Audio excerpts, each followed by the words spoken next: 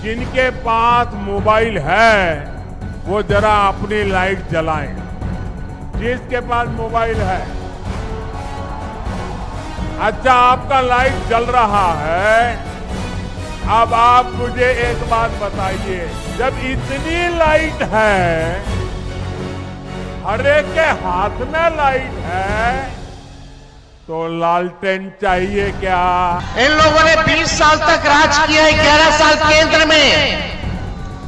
बिहार सबसे गरीब राज्य है देश का। साथियों, किसी भी क्षेत्र का, किसी भी राज्य का विकास तभी हो सकता है जब सोच दूरगामी हो, इरादा पक्का हो और नीयत साफ हो। अपराध बढ़ा है कि नहीं बढ़ा? यहीं बगल में एक 11 साल 9 साल की बच्ची के साथ बलात्कार हुआ। दोस्तों नमस्कार। बिहार के चुनाव में अब नरेंद्र मोदी भी सक्रिय हो गए हैं। मैं आपको बता दूं कि नरेंद्र मोदी ने कल बेगूसराय में अपनी रैली करी और ये कहा कि अब हमारी पार्टी को एक बार और आप लोग मौका दीजिए। मैं आपको बता दूं कि एनडीए के महागठबंधन में इस बार नरेंद्र मोदी काफी ज्यादा सक्रिय दिख रहे हैं। कहा यह जा रहा है कि नरेंद्र मोदी बिहार के चुनाव में जिस तरह से एनडीए गठबंधन जो है वो बैकफुट पे है, नरेंद्र मोदी के रैली के बाद में फिर से फ्रंट फुट पे खेलना चालू कर देगी। खेलना इसलिए मैं कह रहा हूं, जिस तरह से आरजेडी ने पकड़ बनाई हुई है इस बार बिहार चुनाव पे, और खास तौर से तेजस्वी यादव ने पूरी तरह से एनडीए गठबंधन को बैकफुट पे ढकेल दिया है। लेकिन अब प्रधानमंत्री बिहार की रैलियों में कूद गए हैं, जिसके बाद में अब एनडीए गठबंधन के प्रशंसकों और उनके कार्यकर्ताओं का मनोबल ऊपर हो गया है। क्या कहे प्रधानमंत्री, सबसे पहले चलिए मैं आपको दिखाता हूं। जिनके पास मोबाइल है वो जरा अपनी लाइट जलाएं। जिसके पास मोबाइल है, अच्छा आपका लाइट जल रहा है। अब आप मुझे एक बात बताइए, जब इतनी लाइट है, हर एक के हाथ में लाइट है, तो लालटेन चाहिए क्या? साथियों, पूरा देश आपको सुन रहा है, देख रहा है। बिहार को लालटेन और उसके साथी नहीं चाहिए। तो आपने देखा कि प्रधानमंत्री ने साफ साफ तौर से लोगों को दिन में ही मोबाइल की लाइट जलवा दी।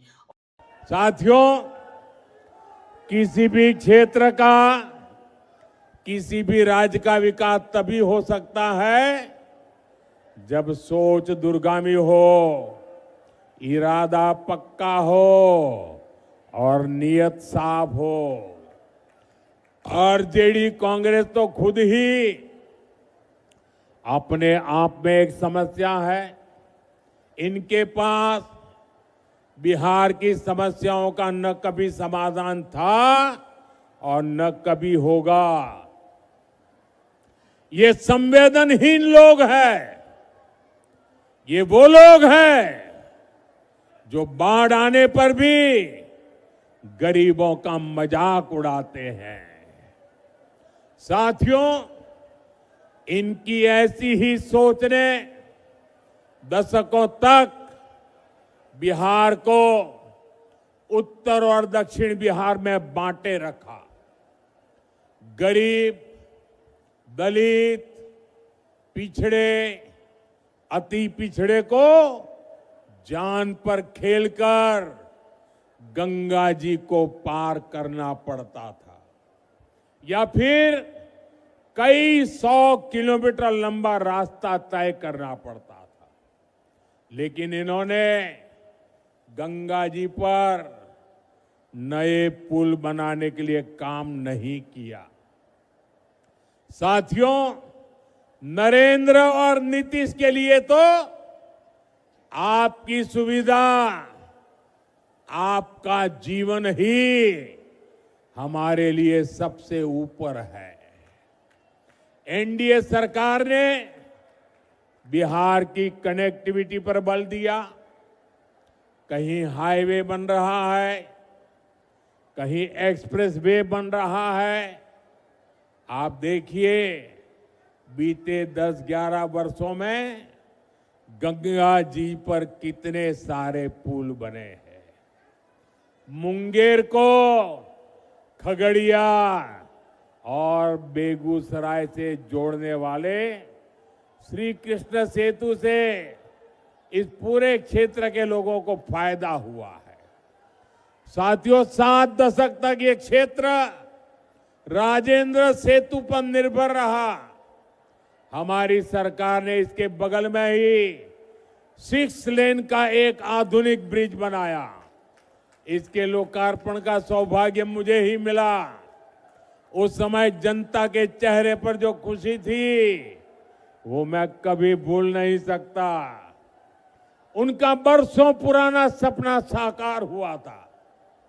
साथियों, इस नए पुल ने उत्तर और दक्षिण बिहार के बीच की दूरी को करीब 100 किलोमीटर कम कर दिया है। इससे सिमरिया धाम आना जाना भी आसान हुआ है। जो हजारों कल्पवासी जो कार्तिक मास में सिमरिया घाट जाते हैं, उनको बहुत बड़ी सुविधा मिली है। और लाइट जलवाने के साथ ही उन्होंने ये कहा कि जब आपके हाथों में दिन में ही रोशनी है तो फिर बिहार में लालटेन की क्या जरूरत है। तो वहीं पे तेजस्वी यादव ने उनका काट करते हुए कहा कि आप लोग ही बताइए कि क्या बिहार में पिछले 15 सालों से, जब से एनडीए गठबंधन की सरकार है, जब से नीतीश चाचा सरकार में है, तब से क्या बिहार में जो भ्रष्टाचार है, जो अत्याचार है, वो कितना बढ़ा हुआ है। इसको लेकर के वो प्रधानमंत्री नरेंद्र मोदी के भाषण को टेकल करते हुए नजर आए। आइए आपको सुनवाते हैं क्या कहा यहाँ पे तेजस्वी यादव ने। अपराध बढ़ा है कि नहीं बढ़ा? यही बगल में एक 11 साल 9 साल की बच्ची के साथ बलात्कार हुआ, उसको अस्पताल ले गया गया, पीएमसीएच बेड नहीं मिला, 4 घंटे तक मर गई बेचारी। यही है विकास, यही है सुशासन। कोई आंसू पोंछने आया? आपने मुख्यमंत्री जी को कितना बार देखा है किसी पीड़ित के घर जाते हुए? कहीं देखा है? अब मुख्यमंत्री जी जब आते हैं तो छावनी बदल जाता है, गांव बदल जाता है कि नहीं बदल जाता? छावनी में जनता से कोई संवाद नहीं, कोई मुलाकात नहीं। अब आपको तय करना कि आपको कैसा मुख्यमंत्री चाहिए। आपने देखा कि तेजस्वी यादव भी कहीं कम नहीं दिख रहे हैं, लेकिन सबसे बड़ी खबर अब यहां पे कहीं ना कहीं अमित शाह से निकल के आ रही है। एनडीए की तरफ से अभी तक कोई भी मुख्यमंत्री का उम्मीदवार घोषित नहीं किया गया है। ये पार्टी के लोग जो है वो महागठबंधन, जो इंडिया का महागठबंधन है, उसके ऊपर में सवाल उठा रहे थे कि महागठबंधन का नेता कौन है। महागठबंधन में ही फूट है, जिसके वजह से महागठबंधन ने अब अपना मुख्यमंत्री का दावेदार घोषित कर दिया, जिसके बाद में तेजस्वी यादव अब महागठबंधन के, यदि उनकी सरकार बनती है तो फिर मुख्यमंत्री चुने जाएंगे बिहार के तरफ से।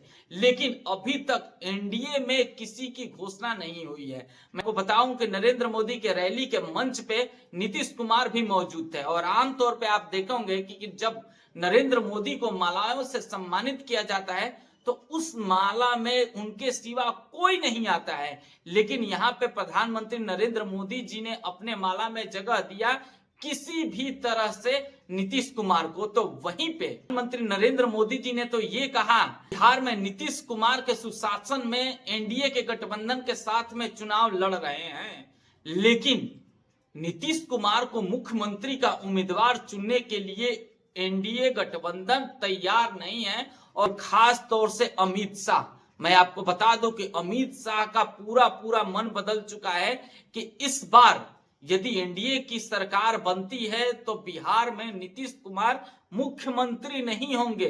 कहीं ना कहीं उनका अलग सोच है इस बार, और इसी के वजह से नीतीश कुमार भी पूरी तरह से चौकन्ना हो चुके हैं। लेकिन मैं आपको एक बात बता दूं कि यदि एनडीए की सरकार बिहार में बनती है और मुख्यमंत्री नहीं बनते हैं नीतीश कुमार, तो फिर ये एनडीए की सरकार गिर भी सकती है। और ना ही एनडीए की सरकार गिर सकती है, बल्कि दिल्ली में भी सरकार गिर सकती है, मैं आपको बता दूं।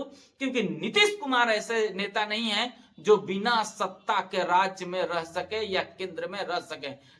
नीतीश कुमार सबसे ज्यादा मुख्यमंत्री रहने वाले और शपथ लेने वाले पूरे इंडिया के नेता हैं।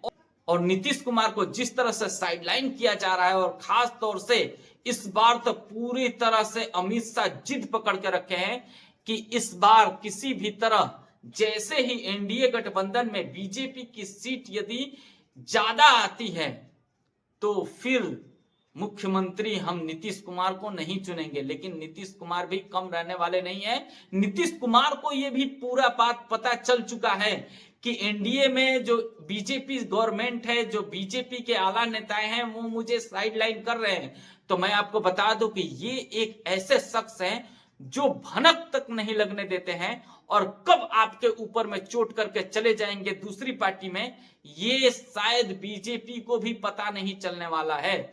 इसलिए कहीं ना कहीं पहले तो चुनावी जिस तरह से समीकरण बनाया है अमित शाह ने इस बार बिहार में, वो समीकरण फेल होते दिख रहा है। और अमित शाह एक बार फिर से जिस तरह से उत्तर प्रदेश में सीट बंटवारा किया था, जिसके वजह से उत्तर प्रदेश में बुरी तरह से यहां पे मात खाई बीजेपी, और गलत लोगों को सीट बंटवारे करने के बावजूद भी अब बिहार में भी वही किया है अमित शाह ने। जिनको सीटें देनी चाहिए उनको सीटें नहीं दी गई है। आप ले लीजिए, आप सबसे पहले तो मैथिली ठाकुर का ही ले लीजिए। मैथिली ठाकुर को अचानक दिल्ली से बुला करके बिहार में लॉन्च कर दिया गया और उनको चुनाव लड़वा दिया गया। और सोचिए उस विधानसभा से जो बीजेपी के कार्यकर्ता ने जिस तरह से मेहनत किया है, अब उसका मेहनत पूरा तरह से विफल हो चुका है। उसी तरह से छपरा में भी हुआ है। छपरा में कई ऐसे पार्टी के नेता थे, कई ऐसे पार्टी के जो कार्यकर्ता थे, वो पूरी तरह से तैयार थे कि इस बार मुझे मिलेगा, लेकिन छोटी कुमारी को वहां पे दिया गया है टिकट, जिसे छपरा की जनता बता रही है कि हम इन्हें पूरी तरह से जानते तक नहीं है। तो कहीं ना कहीं अमित शाह से एक चूक हो चुकी है पहले ही सीट के बंटवारे में, लेकिन अब जो है वो दूसरी गलती कर रहे हैं कि वो नीतीश कुमार जैसे नेता को अपना मुख्यमंत्री घोषित करने के लिए तैयार ही नहीं है। अब देखना होगा कि यदि एनडीए गठबंधन आती है तो क्या नीतीश कुमार को वो मुख्यमंत्री बनाती है कि नहीं। यदि नीतीश कुमार का जो सीट है वो बीजेपी के सीट से कम निकलता है, तो यदि कम निकलता है और फिर बीजेपी अपना दूसरा मुख्यमंत्री उम्मीदवार चुनती है, तो बीजेपी नहीं बना पाएगी बिहार में सरकार, क्योंकि नीतीश चाचा जो है वो पहले ही एक बार वचन दे चुके हैं। यहाँ पे आरजेडी के मुख्यमंत्री और इंडिया गठबंधन के जो मुख्यमंत्री चुने गए हैं माननीय तेजस्वी यादव को, तो शायद ये भी हो सकता है कि यदि मुख्यमंत्री का पद उनको नहीं मिले तो फिर वो आरजेडी में भी, महागठबंधन में भी शामिल हो सकते हैं। और इसके वजह से जो वो दिल्ली में अपना गठबंधन एनडीए के साथ में जुड़े हुए हैं, बीजेपी के साथ में जुड़े हुए हैं, वो भी छीन सकते हैं, जिसके वजह से दिल्ली की सरकार भी खतरे में आ सकती है। तो बिहार के चुनाव में